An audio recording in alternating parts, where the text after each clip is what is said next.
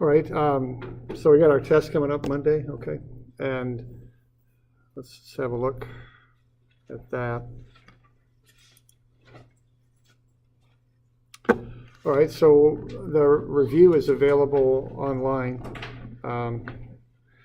So let's have a look. So this is the second midterm, it's Monday. Okay, we got Hooke's law, which is stress, strain, and then strain to stress. Those are those formulas are on your formula sheet over on the right-hand side. So just understand that they're over there. So they're front page formulas 41 through 46. What these do, basically, they just convert between stress and strain for 2D. So formulas 41 through 46. Now there's strain energy density and volume change, but those aren't going to be on there. We didn't cover them, so we'll take those off. Okay. Okay, then we had the plane strain stuff. Now the plane strain stuff was looking at deformations, okay, and then strains on given elements and planes. So the three things we looked at were the normal strain at a given direction, the shear strain in a given direction, and then the angle alpha. So if you have an angle, let's say, of say 20 degrees, you would find these 420. You use this angle. So for strain, you use the angle with the horizontal. Okay. And then what you do is you find the normal strain. Now the normal strain is how much longer something gets. So this would be epsilon x1 there. And then the shear strain would be the change in an angle. Okay. So that's gamma x1 y1 right there. Okay. So that now alpha, what that is if you're looking at let's say we've got a, just trying to think how to go over this. Let's say we've got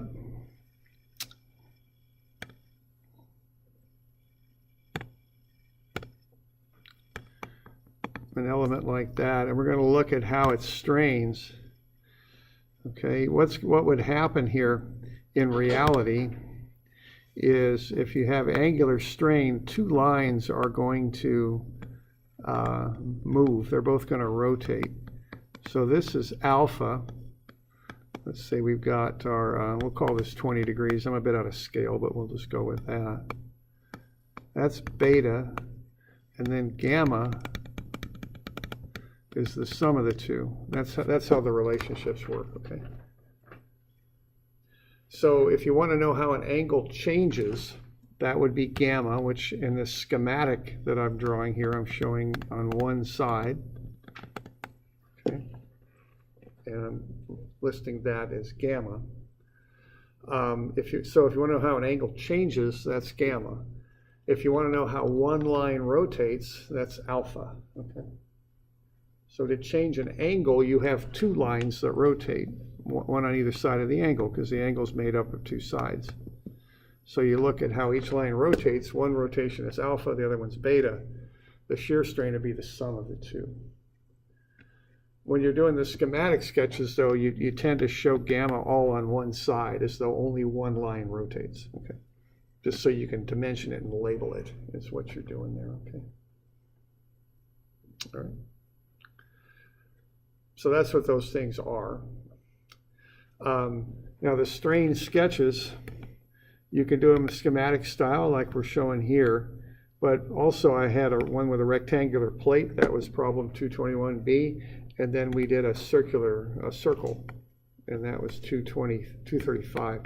So just be ready to do some sort of sketching, any one of those three things. I'll probably ask for one of them. Okay. All right, so Hooke's law does the 2D stress to strain and the 2D strain back to stress. And then you can do plane strain to find the strains at given angles. The reference angle is measured from the horizontal for strain. And then you can sketch stuff up. Okay. So any questions on that? Let's go over that. Okay. Yeah. I forgot, are alpha and beta always the same, or can they differ? They can differ. Alpha and beta can be different. I know this gets a little convoluted, but if I just want to find how one line is rotating, I use alpha. And I just plug in the angle and get alpha. Beta is the angle 90 degrees off of alpha. So I always use alpha if I want to find the rotation of a line.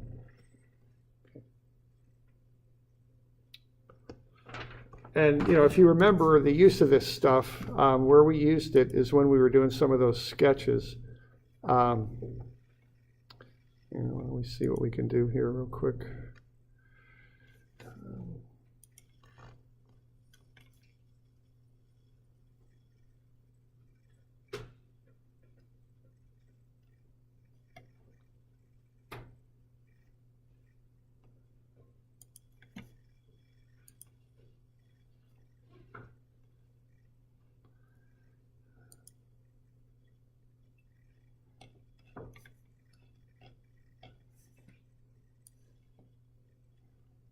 There we go. It was this one here, if you remember.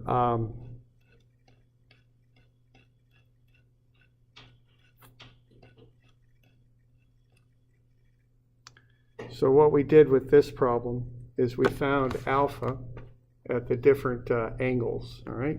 So what alpha was at 45 is we started with a reference angle of 45 degrees.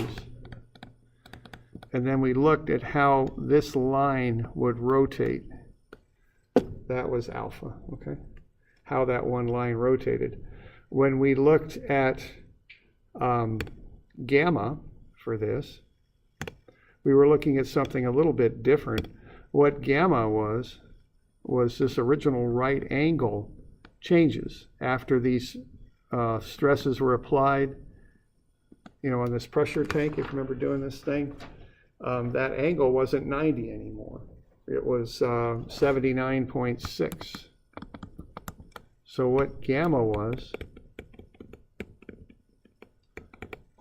the difference between 90, the original angle, and 79.6. It's 10.4 degrees. And that's what gamma was. Now, when you calculated that, what you would have gotten would have been an angle in radians, so it wouldn't have come out as 10.4, it would have come out as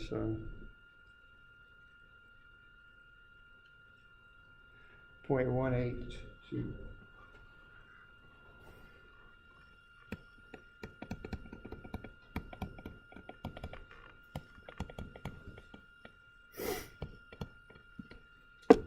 Okay. So we all right with that? So we just want to be able to plot this stuff up and kind of understand what those three things are. Epsilon x1 got us this delta here. Okay, the gamma x1 y1 got us the change in the 90-degree angle to 79.6, and alpha got us the rotation of that one line. That's what is going on there. Okay.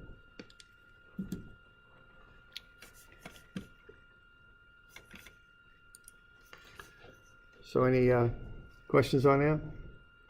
Yeah. Yeah, so in this case, are beta and alpha the same, just so the symmetry? The symmetry of this one led beta and alpha to be the same. But like depending on the forces and variant stuff, they could be a lot different? Yes.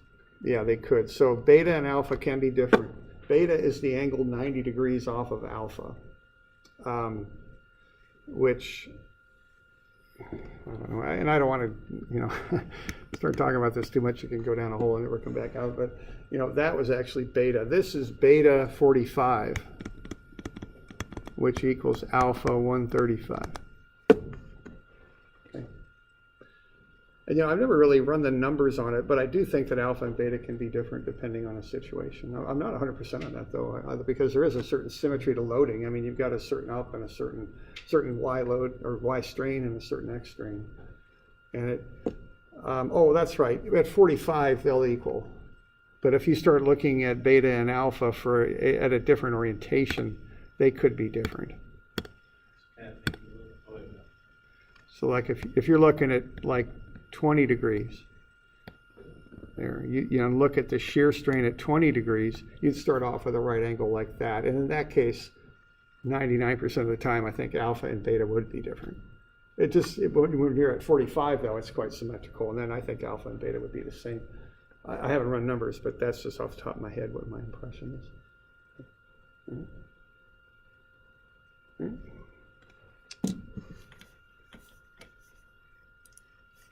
Other questions on that?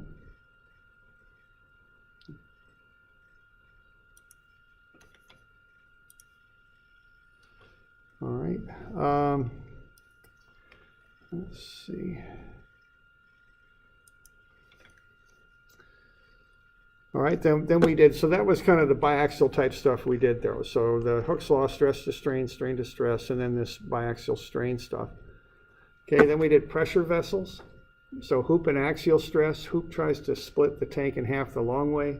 Axial tries to tear the ends off the tank. The hoop and axial stresses are the principal stresses, okay? So they're the same. So the hoop is always the biggest normal stress in the tank. Okay.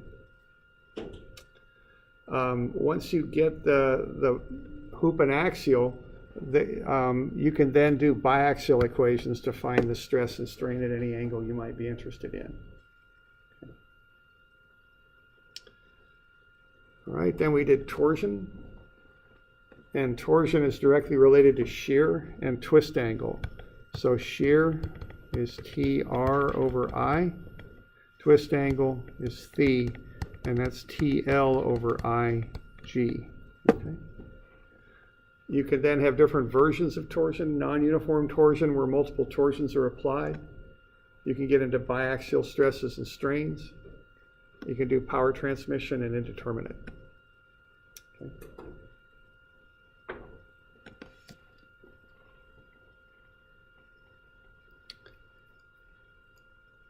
All right, so that's what this test will cover. So it won't do the moment of inertia and centroid stuff that we just did. None of that. It just goes through torsion.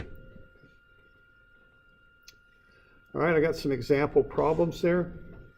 The first one is just a basic one. You just want to find the maximum shear stress and find the twist angle. And what you would do with this would be to find the moment of inertia, pi over 2 outer radius to the 4 minus inner radius to the 4. In this case, it's about 5.169 times 10 to the minus 6. Kind of funny units on that. It's meters to the 4. So that's a hollow shaft, so that's how you would find that. So pi over 2 outer radius to the 4 minus inner radius to the 4 for a hollow shaft. Okay, then we just apply the equations for shear stress, TR over I.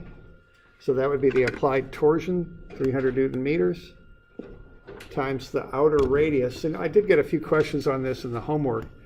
Generally speaking, you're looking for tau max. So when you're looking for tau max, you want to use the maximum radius to the outer edge of the shaft.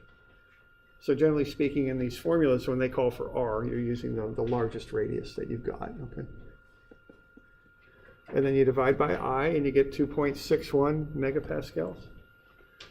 And then the angle would just be the torsion times the length of the shaft, divided by I, and divided by G. Remember to use G because torsion is very much about shear. Okay. All right, and that would get you the twist angle in the shaft. So what that's doing with the twist angle, let's say we started with a line that was at what I call top dead center vertical, that line would twist a little bit. So what you're finding there with phi is how much that line would roll over.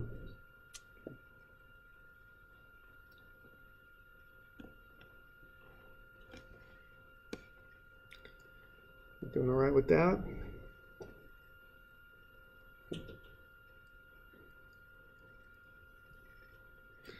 All right.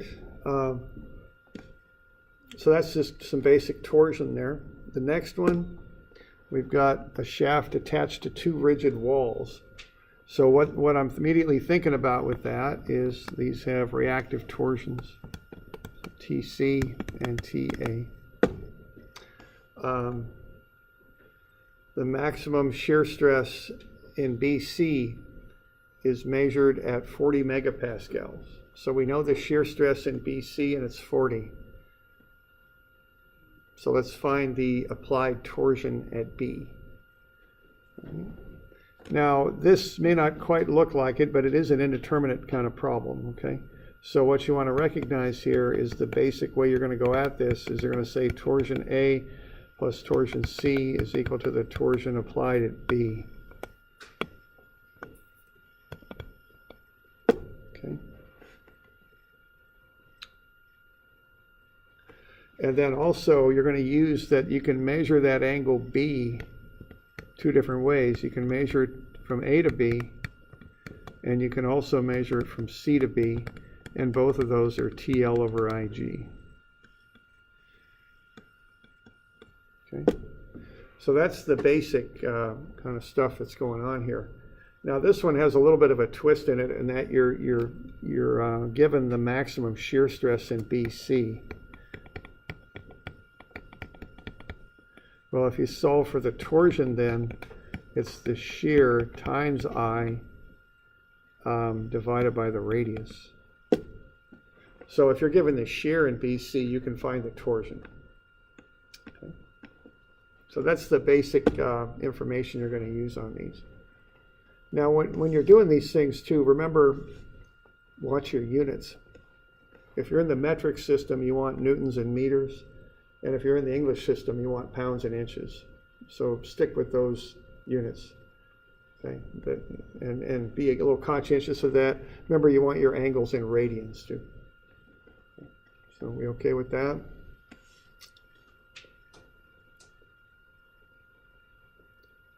Okay. So I found moment of inertia. It's pi over 2 r to the 3 for a solid shaft. 1.27 times 10 to the minus 6 meters to the 4.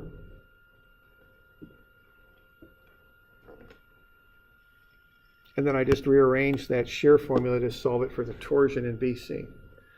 So I know the torsion in BC is the shear times I over R. Okay, I'm given the shear, so I can plug that in, multiply it by the moment of inertia, and divide it by the radius of the shaft. And that gets me the torsion in BC, 1696. Okay.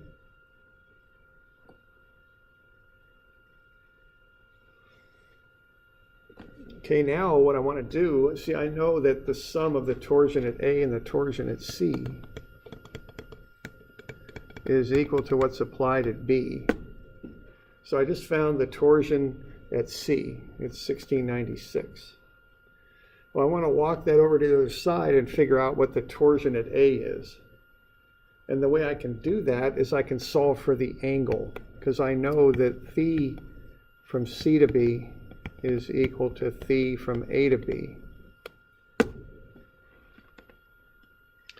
So what that means there is if I can find the angle going from C to B, I then know what the angle is going from A to B. And if I know that, I can back into what the torsion is on the AB side. So that's the strategy on this one.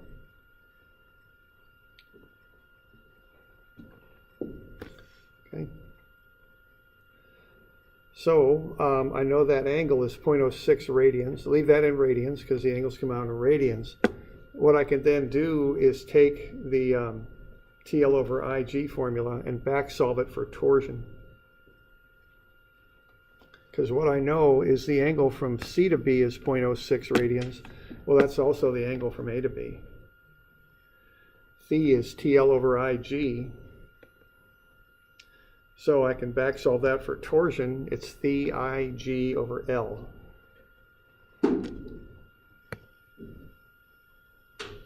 So I can put in the angle, the moment of inertia, the shear modulus, and divide it by the length. And I'll get the torsion at A. Okay. It's 1526. So this is kind of like an indeterminate problem. I'm just kind of working through the relationships in a little bit different order than we've done before, but it's the same idea. One of the key facts here is I know that the angle at B can be measured from C to B and also from A to B. Okay. So I know that the two reactive torsions added together are the torsion at B, so that's 3,222.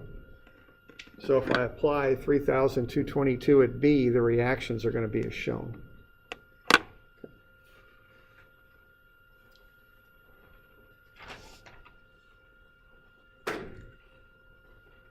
So we got any questions on that one?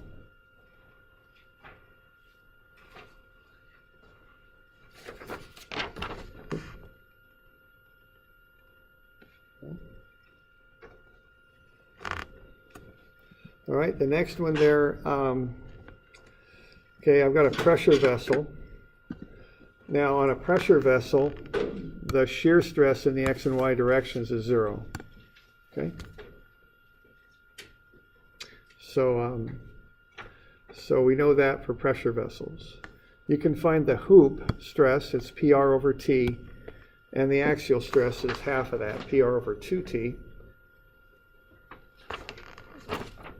Now notice on that one that the length of the tank, the 2.6 meters, doesn't make any difference. You're just using the radius, which is half of 1.2. It's 0.6 meters. So to get the radius, you just take half of the diameter. I don't care about this length. It doesn't make any difference. Okay. So I just go PR over T. I get 180,000 for sigma y and 90,000 for sigma x. Okay. Now what I'm doing here is I'm kind of assuming I have a big element there in the middle of the tank. Now what the hoop stress does is it tries to tear the tank in half. So the hoop stress is sigma y. It's like the tank is like a pipe. Think of the staves of a barrel and the hoop goes around the staves. So the hoop stress there is trying to tear that hoop, rip it in half basically. Okay, so that goes in the y direction. The axial tries to rip the ends off the tank. So that's sigma x. Okay. So sigma y is going that way, sigma x is doing that. And from there, I just have to do the biaxial formula. Now the one important thing on this is that the angle from the reference plane for stress is referenced from the vertical plane. So if I draw in a vertical line at A and measure to that line AA, I'm going counterclockwise. Not 20, but 20 plus 90, 110 degrees. Okay? So I just run the biaxial formula. The shear term zeroes out because tau xy is 0 for a pressure vessel. So it's just sigma x plus sigma y over 2 plus sigma x minus sigma y over 2 times cosine of twice 110. So that's cosine 220. Run the numbers, it's 169,500. Okay.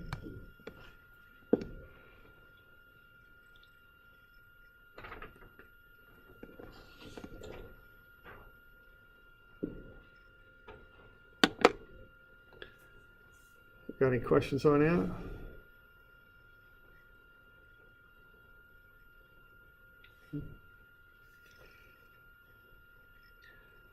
So that's the stuff we covered most recently, the torsion and the pressure vessels. We also did some of the biaxial stuff earlier. So let's have a look at that. Now these are not stresses, they're strains.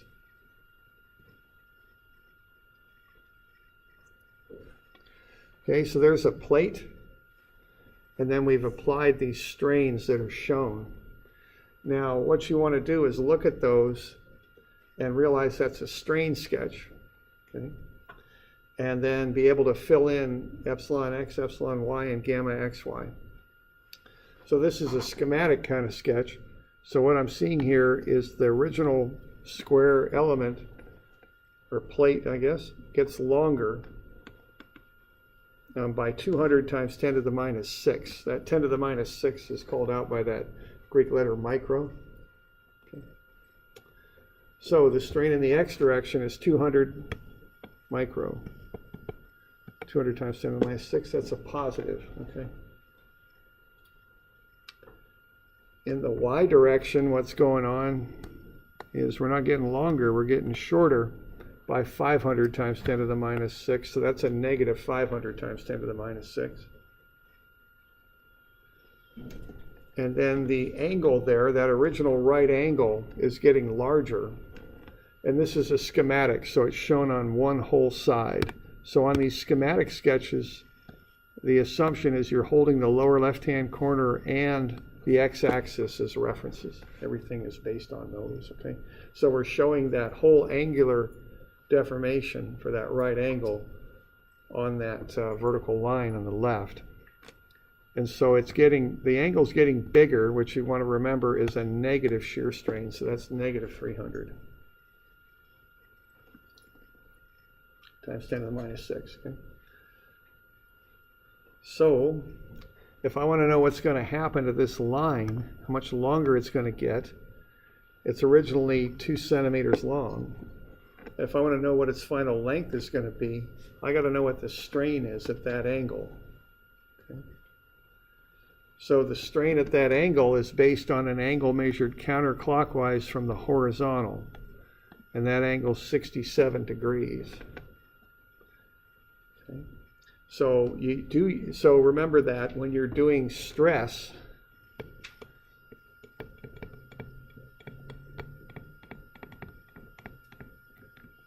you reference to the vertical plane. You're here and you measure that way. Okay, so that's the stress angle right there. The strain reference angle is measured from the horizontal. So you want to keep that straight, okay? They're both counterclockwise, but they've got different reference planes. Okay. So we're going to use, again, the 67 there, double it up, you get 134. Just plug it into the general strain formula. So that's epsilon x1 is epsilon x plus epsilon y over 2 plus epsilon x minus epsilon y over 2 cosine 2 theta plus gamma x y over 2 sine 2 theta. Okay. So you just go ahead and plug everything into that, and you'll get the strain at that angle. It's negative 501 times 10 to the minus 6 when you do that. Okay. So if you want to find the final length of that 2 centimeter line AB, what you do is you take the original length times 1, which is just the original length, and then times the original length times epsilon, which is delta. Okay. So I just kind of combine all that. So this isn't on a formula sheet anywhere, but this is the quick way to get a final length. Take the original length times 1 plus epsilon. Epsilon's negative, so it's 2 centimeters times 1 minus 0.000501, which is a very long number there, but you get the idea. Okay. So it shortens up just a little bit. That's 67 degrees.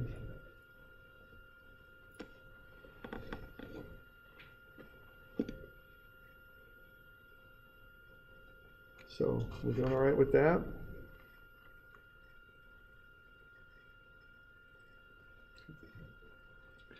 So we found the strain at the given angle, and then once we had that, we could find the new length.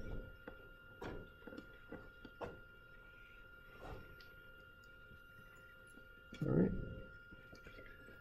Now the last one is we've got this rectangular plate, and we're going to apply stresses to it. So what we want to know is what's going to happen to this plate. The first thing is what's the normal strain in the x direction, and the second one is to find the thickness of the plate after the loads are applied. Now this is kind of a funny one, but because it doesn't involve numbers, this is kind of the fact that this stuff takes so much time. So I can do it. I've done it this way on tests before, where what I do is I list out 3 columns. The first one you'll put the equation you would use. The next column you'd put the input, what you put into the equation, and the last one is the output, what you'd get out. So if you want to find the normal strain in the x direction. The first thing that I notice is all you're given is E and G. You need to find Poisson's ratio, and the numbers on the handout, unless I've had time to change it, aren't quite right for the formulas. So on the new formula sheet, which you have, the numbers in this key are based on the old formula sheet. I've upgraded it quite a few years ago. So this would be equation 9. So what you would do there is you would use equation 9, which is E is 2 times 1 plus nu times G. You would put in E and G, and from that you would get Poisson's ratio, nu. Okay, so that's equation 9.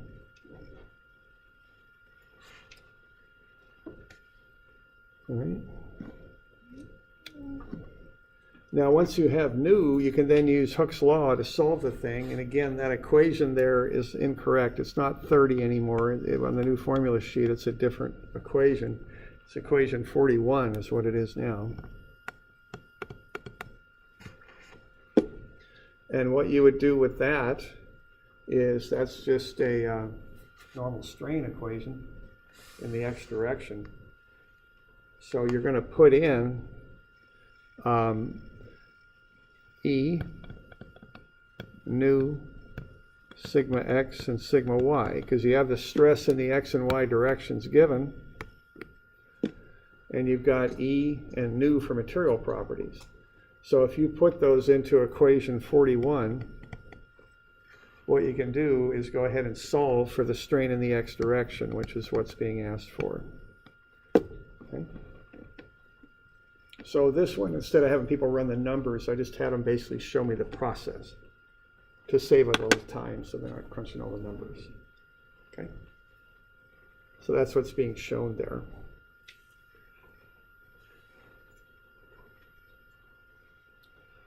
Now the other one is to find how the thickness of the plate changes. All right. And again, some of those numbers aren't quite right. So what we would do with this one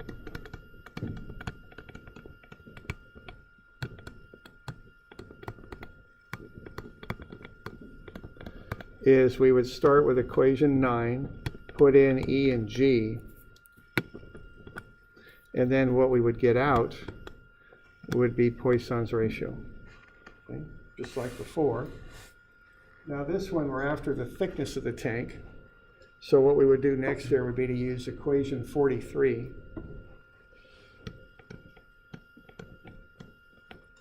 Okay. And we would put in nu E, sigma x, and sigma y. And what we would get out of that would be the strain in the z direction.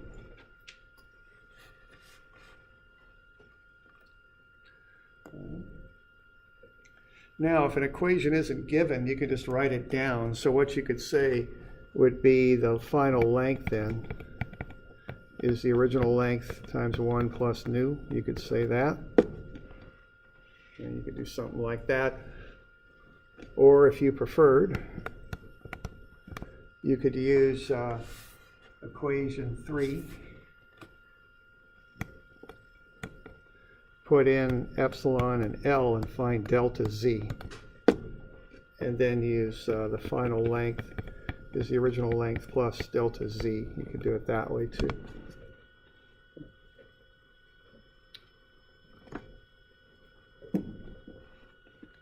All right. So that's an example of doing one without, without numbers, just going through the process. So if you looked at those example problems over there, you're seeing a pretty good spread on what the material will be. You've got that basic torsion problem on the top. You've got a little bit more advanced torsion problem next. So on that stuff, remember to get all the units converted, inches and pounds in the English system, newtons and meters in the metric system. Get your any angles into radians. So if you're given degrees or RPM, be sure you get into radians. And then just go ahead and work through them. Then you got a pressure vessel problem. Remember, the hoop stress tries to rip the tank in half the long way. The axial stress tries to rip the ends off the tank. You can do biaxial stuff with a pressure tank. Then you've got a plane strain problem there, and relating strain to deformation. And then you've got a Hooke's law problem that does the same thing, relates strain to deformation.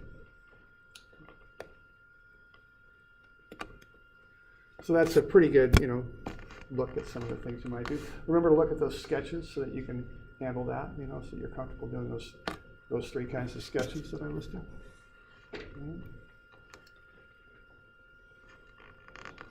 Got any questions on this stuff? Yeah. Will the test be about this many questions, or will it be a little bit longer? It's hard to say. It'd be about that. About this? I'll give you a little extra time, though. It won't be an hour. It'll be like an hour and 50 minutes or so. Okay. So 50, an hour and 15. 15. Yeah, we'll have class after. So we'll have class after. So. Other questions? Any of that?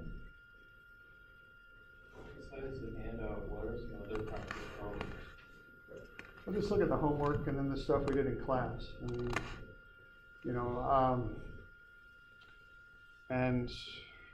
The homework's very good review for the test. The problems are similar, the homework problems. And also the examples we do in class too are good. If for those of you in class, if you do have paper homework, I'll copy it so you'll have it to look over the weekend, and I'll post a grade in Moodle with any comments that I come across on it.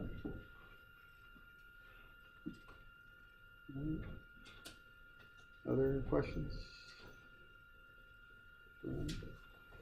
Okay, so we'll call it good. All right.